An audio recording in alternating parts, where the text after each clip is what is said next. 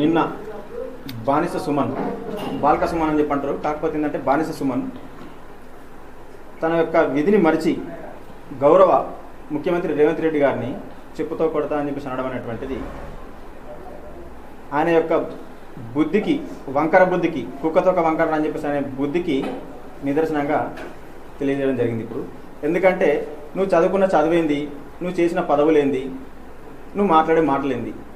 ఒక రాష్ట్ర ముఖ్యమంత్రిని పట్టుకొని చెప్పుతో కొడతా అని చెప్పేసి అనడం ఎంతవరకు సమంజసం? అది ఒక దళితుని వై ఉండి ఒక ఉన్నతమైనటువంటి ఎంపీ హోదాలో నువ్వు పనిచేసి ఆ తర్వాత ఎమ్మెల్యేగా కూడా పనిచేసినావు, నువ్వు మాట్లాడే మాటలేనా?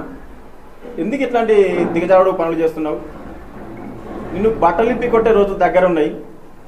జాగ్రత్త సుమన్, నువ్వు అనుకుంటున్నావు కావచ్చు ఎట్లా మాట్లాడినా కానీ కూడా చూసుకుంటూ ఊరుకుంటారని చెప్పేసి నువ్వు అనుకుంటున్నావు. నిన్ను తరిమి తరిమి కొట్టి నిన్ను బొక్కలు వేసే రోజులు దగ్గరికి వస్తున్నాయి. మేము కూడా దళితులమే. కాంగ్రెస్ పార్టీ అని చెప్పేసి అంటే అన్ని వర్గాల వారిని అన్ని వర్గాలకు సమానంగా చూస్తుంది. మీ దరిద్రపు బీఆర్ఎస్ పార్టీ లెక్క కాదు, దొంగ పార్టీ మీది. నిన్ను వాడుకుంటున్నారు. మీ దొరసాని, ఇంతకుముందు దొరసాని చెప్తున్నారు, బాల్క సుమన్ మీద కాదు కేసు పెట్టడము, రేవంత్ రెడ్డి గారి మీద కేసు పెట్టు అని చెప్పేసి అంటున్నది. ఏ ఉద్దేశంతో అట్లా మాట్లాడుతున్నది? అట్లా మాట్లాడవలసిన అవసరం ఏమొచ్చింది? ఆమె యొక్క అధికారం ఏంది, ఆమె యొక్క హోదా ఏంది? అది కరెక్ట్ కాదు. అది దీన్ని ఖండిస్తున్నాము.